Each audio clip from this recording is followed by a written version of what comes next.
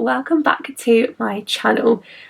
As you can see, the Disney iridescent 50th years are out, and that's because this is very excitingly my first video about planning our Disney trip, which is coming up in just over 6 weeks now, so time is absolutely flying, and we're getting very excited. It's a very dreary Wednesday today. I'm recovering from a lovely cough that set in for half term, and so I thought I would get myself a cup of coffee and talk you through exactly what we've got planned for our Florida trip. So we booked our trip back in May 2021, and when we booked it, it seemed like so far in the future, so I cannot believe that it's coming around in just about 6 weeks time. So yeah, it's been a really exciting time to I was a bit reluctant to get excited about it at first because with obviously all the COVID restrictions I still couldn't convince myself that it was going to happen. But as we stand middle of February, 6 weeks to go, it looks like we should be fine, touch wood. So we have started all of our planning, and it's very exciting. So we are actually going with my sister and her boyfriend as well, but they fly 3 or 4 days earlier than us, because Phoebe was able to break up from school a bit earlier than me. So we are flying on Sunday the 3rd of April. So I'm going to talk you through some of the bits that we've booked, what we've got booked so far, how we've planned and how I've sorted out an itinerary for our holiday to make sure we include everything that we want to do, and our experience of booking our dining. So obviously we are Disney Resort guests, and therefore we've been able to book our dining 60 days in advance. So I'm going to talk to you a little bit about our experience with that as well. So let's get started with what we have booked so far. So our flights are with British Airways. We are flying from Gatwick. We have a 11 o'clock flight on Sunday morning, which is quite a sociable time really, don't have to be up too early. And then we have, I think it's an afternoon flight, evening flight on the way home. Yeah, a 5:10 flight on the way home. So we land early hours of the Monday morning, which will actually be Easter Monday. So we've booked with British Airways. We have booked our stay while we're in Florida is to stay at Coronado Springs. So we are staying at a Disney resort, which is the first time for me, so I'm very excited. Craig has stayed at a Disney resort before, but not for a long time. So it's going to be really special that our first trip to Florida together is going to be spent at a Disney resort, so we're quite keen to stay there. So we're staying at Coronado Springs, and obviously with our package we get our Disney tickets for that as well. So we have got 14-day Disney tickets, including the memory maker as well. So yeah, that's our resort. We're staying at Coronado Springs. We have also booked a hotel for the night before we fly at Gatwick, so we're staying at the Hilton at the South Terminal Gatwick, and along with that we got our parking as well. So we've paid for meet and greet parking. So we check in with that on the Saturday evening, check into our hotel, and then the car is dealt with from there. So that's going to be really nice and handy. I like to be at the airport the night before, especially when it's a morning flight, just so you're doubly safe that you're not going to get stuck in traffic on the way there, because I, for one, cannot deal with that stress and anxiety on travel day. And then the other thing we've booked so far is our transfers in Florida. We have gone for the Mears Connect service. I've heard some differing opinions about the Mears Connect service, but we would have had the Magical Express were it still there, so this is just obviously the replacement of that. So we're going to give it a try and see how it goes. It wasn't too expensive. I think it worked out to be about $42 each for the return, which isn't too bad, and I imagine that an Uber or a Lyft probably would have come to about the same, if not a little bit more. So yeah, we're going to see what that service is like. We also, as well as our Disney park tickets, we also have paid for the 14-day Universal Explorer ticket, which is the 3 parks, so Universal Studios, Islands of Adventure and Volcano Bay. And we are very keen to go to Volcano Bay as one of our water park days, because it looks amazing and neither of us have been there before. So yeah, so we've got those as our tickets. We decided to give SeaWorld, Busch Gardens, Discovery Cove, all of those a miss on this trip, because it's been so long since we've been at Disney that and Universal, that we just want to spend all of our time there basically. So yeah, none of those extra parks for us on this trip. So moving on to how I have planned our itinerary for the 2 weeks. Now, I'm quite an avid planner. I like to plan things quite meticulously, and I love an Excel spreadsheet. But until I couldn't start my Excel spreadsheet, first of all, I just had to get it down on paper. So one of the first things I do, and I've done this on trips before, it's always seemed to work out for me. I don't know whether that's just a fluke or whether there is actual reason behind it, but I always take a look at the crowd calendars. I tend to use the one on undercovertourist.com. If you just put into Google sort of Florida crowd calendars, it's one of the first ones that comes up. And I always find that they're really useful just to give you a bit of a warning about which parks to avoid on certain days. So they're based on sort of previous year's attendance, what crowds are expected to be like. And for each day they give you the list of parks and a sort of a rating out of 10. And so obviously if a park is rated 10 out of 10 for that day, it is expected to be extremely busy, much busier than usual. So I tend to avoid the parks that say they're going to be 10 out of 10 or they have a little exclamation point by them, by like, don't go to the park on this day. So I always tend to have a little look at those, because you tend to find that at least one day of your holiday is the best day for a particular park. So like I said, I don't know if there's much actual science or realism behind it, but I always like to have a little look at it. Like I said, I've always planned my itineraries around them before and have found the crowd levels in the park to be okay. So yeah, I always think that's worth a little look to start with, just so you're not starting off on the back foot.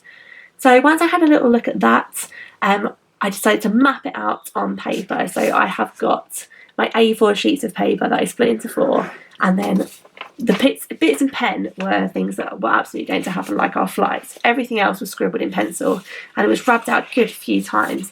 So I did this alongside Phoebe, because obviously she has a couple of extra days before we get there, and we have a couple of extra days after they've gone. So it was a bit of a task, sort of trying to map out exactly what we are going to do. So we have managed to get every park done in our 2-week stay. Most of the Disney parks we'll be visiting twice, and Universal as well we'll be giving 3 days to. So I'll just give you a bit of a talk through what we've decided. So for our first days, we arrive on the Sunday, sort of late afternoon, evening time. So we haven't booked anything in for the Sunday, purely because we'll probably want to go to somewhere like Target and stock up on some food and some water and that sort of thing, and we'll probably be exhausted. And we'll obviously want to meet up with Phoebe and AJ once we get there as well, get settled into our room and all of those sorts of things. So we haven't made any official plans for that day. If we get there and we're raring to go for a fireworks show, then yeah, we'll go for it. But at the moment, I don't think that's a realistic plan. So for our first full day, the Monday, we have decided to go to Hollywood Studios. As resort guests, we're obviously going to get our early entry as well, so half an hour before the parks open. So I've scheduled us to do that in all 4 of the Disney parks at least once. So we're going to do early entry on our first day at Hollywood Studios. Controversial, I know, not to go to Magic Kingdom on the first day, but Hollywood Studios is probably my favourite park, so I'm really raring to go to get there. Tuesday the 5th, we'll be going to Universal Studios. Wednesday we'll be going to Epcot and having early entry again. Then Magic Kingdom will be our 4th park day, so I'll be absolutely raring to go to get to Magic Kingdom by then. We're going to have a water park day at Blizzard Beach on the Friday. So when I've booked a water park day, I've booked something to do in the evening as well. So I've scheduled in sort of a wander around Disney Springs for the evening that day. The Saturday we'll be going to Animal Kingdom and having early entry. The Sunday we'll be doing Magic Kingdom again and having an early entry day that day, making the full benefit of the whole day. On the Monday we're going to be going to Volcano Bay, and we thought that while we were at Volcano Bay we would hit the premium outlets as well. Tuesday we'll be doing Islands of Adventure. Wednesday we'll be doing Hollywood Studios, and I've got my fingers crossed so hard that Fantasmic will be back by the time we go, because that is my absolute favourite. They have mentioned it returning. They've put a date of summer on it. I don't know if April might be pushing my luck a little bit to hope that that might be included in summer, but we'll see. Thursday we said Typhoon Lagoon. Now this is the day that Phoebe and AJ will be heading home, so we thought water park would be good for us that day and that we can head there once we've said goodbye to them. Friday we've put in as all Universal, so basically we'll mop up anything that we didn't get to do on our days at Universal Studios and Islands of Adventure on that day. And then our final Saturday, I've put Animal Kingdom and Epcot. We're probably going to park hop and have a half day in each of those. So for all of our Disney parks on those days, we have booked our park pass reservations. Now, all of the days were all green for all 4 parks when we came to book them, which would have been a couple of weeks ago, so about 8 weeks before we were visiting. I've heard lots of things from people who live in Florida who vlog regularly that actually it's not very hard to get park pass reservations at the moment, and you can normally pick one up on the morning. I don't like much spontaneity in my Florida holidays anyway, so I was quite happy to book them in advance. But I don't think if we were to change our minds, I don't think we would have any trouble getting different park pass reservations for different parks on those days. But we'll see. We will probably be sticking to the plan. So the next port of call, once we had decided what parks we would be in on what days, was to think about our Disney dining reservations. Now, we didn't want to book too many table service dining. One, because they're quite expensive and we've already spent a lot of money on this trip. So although we are going to go sort of all out while we're out there, it's sort of our big blowout before we start being a bit more sensible perhaps. But yeah, we don't want to book too many table service. One, because I don't really like being tied down to timings. I like to be a little bit more spontaneous once I'm in the park. And I've never really done table service before. I've eaten in the Mexico Pavilion at the one that's inside the building, which was lovely. But apart from that, I don't really think I've done any other Disney table service. Not that I can think of anyway. So I've sort of been brought up on Florida trips where we just eat where we like when we like. So I was keen to do a couple though. So I'm going to talk you through a bit of our experience. So obviously, as Disney Resort guests, you can book your dining reservation 60 days out. We found that because my Disney experience is linked to obviously Craig's and Phoebe's and AJ's, where Phoebe and AJ arrive a couple of days ahead of us, we seemed to be able to book reservations with them before our 60 days were out. So it's actually the 60 days from the day that they check in. So we did manage to get a couple before we'd even thought that we would be able to. But when our 60 days did come around, it didn't let us book for the whole holiday. It only let us book for the first 10 days. So then we had to keep, for ones that we wanted later on in the holiday, we had to sort of keep going back on and checking for what we needed. We found that the Disney reservations came live in the UK time at 11 AM, which was quite rubbish for me because obviously at work I was unable to do that. Luckily, Craig works from home, so was able to grab his phone quickly and spend a couple of minutes having a look to see what he could get.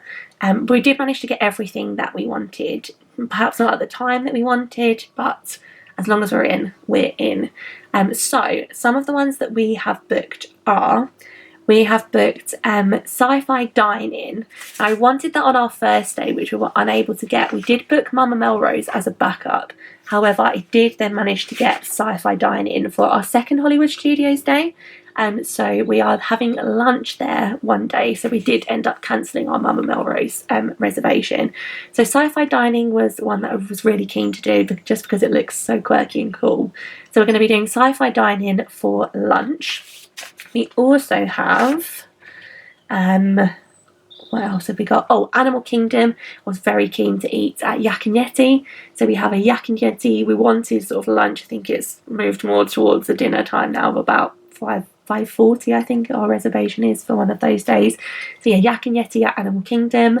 Having watched lots of vlogs and seen lots of people eat that honey chicken, I needed some of that for me as well.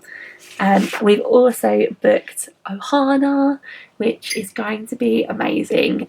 Craig's parents are very nicely paying for our meal at Ohana as our Christmas presents from this year. So I was really pleased to get that reservation. It's at the Polynesian Resort, which looks absolutely divine. I can't wait to have a little bit of a nosy around there as we go as well. and we have got dinner there one evening, so I'm hoping that we might get a lovely view of the Magic Kingdom fireworks there as well. So yes, we've got an Ohana dinner. Obviously that's the family style, so you don't choose off of a menu there, you just get everything brought to you. But all of that food looks absolutely insane, so I'm very excited to try that as well.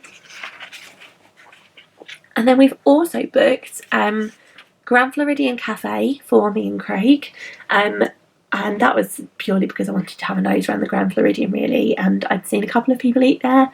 Food looks nice. I think it would be nice to have eaten there and to have a little look around. And then our final Disney dining reservation is for our last morning, and when we're going to be at Animal Kingdom, we have booked a Tusker House character breakfast. I'm not big on character meals. I feel that they're not really for me, but I love the look of all of the characters in their little safari gear at Tusker House, and I need me some waffles, especially those Simba waffles look amazing. So yeah, I thought we'd give a Tusker House breakfast a try as well. So those are all the ones that we have booked in advance. There are lots of other quick service restaurants that I'd like to try, lots of snacks that I've got my eye on, and a couple of places at Universal that we'd like to eat as well that don't take reservations. So yeah, we've got a few things that we'd like to try still as well. We're going to make a sort of a bucket list of places we'd like to eat. Rides we definitely non-negotiable have to ride. Hopefully we'll get on as many rides as we can. So I'm going to do a couple of videos in the lead up to our holiday of what our Disney and Universal bucket lists are. But yeah, apart from that, that is what we have decided on so far.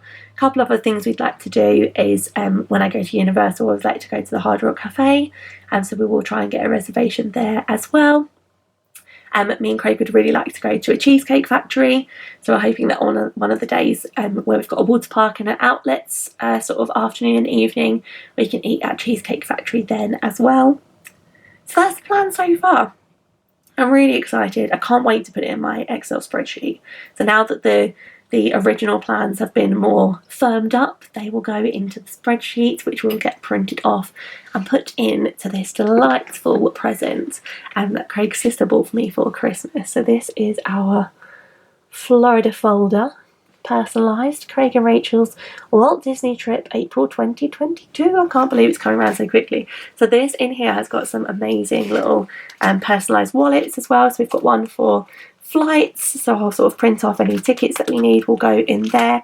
Accommodation details, we've done most of our check-in online for that, but if we get sort of key cards for our room and things, that can go in there.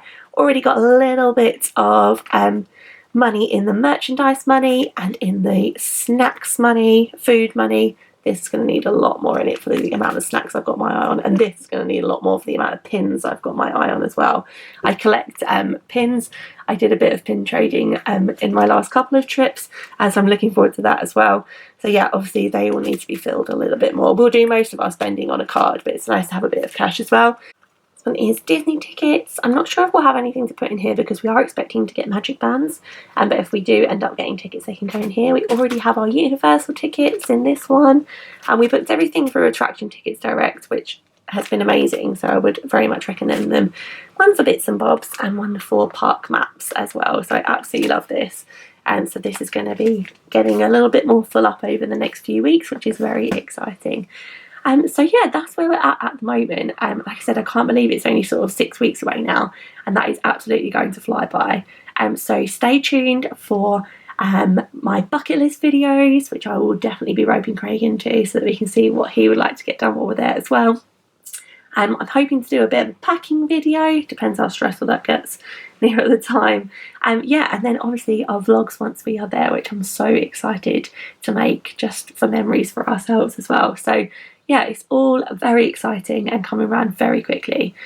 So yeah, thank you so much for watching. Please subscribe if you'd like to see more Disney content because it is all coming up rather soon.